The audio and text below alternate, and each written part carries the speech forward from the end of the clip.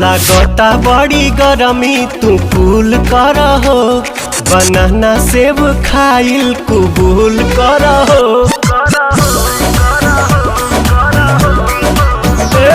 लागता बड़ी गरमी तू कूल कर हो, बनाना सेब खाइल कबूल कर हो।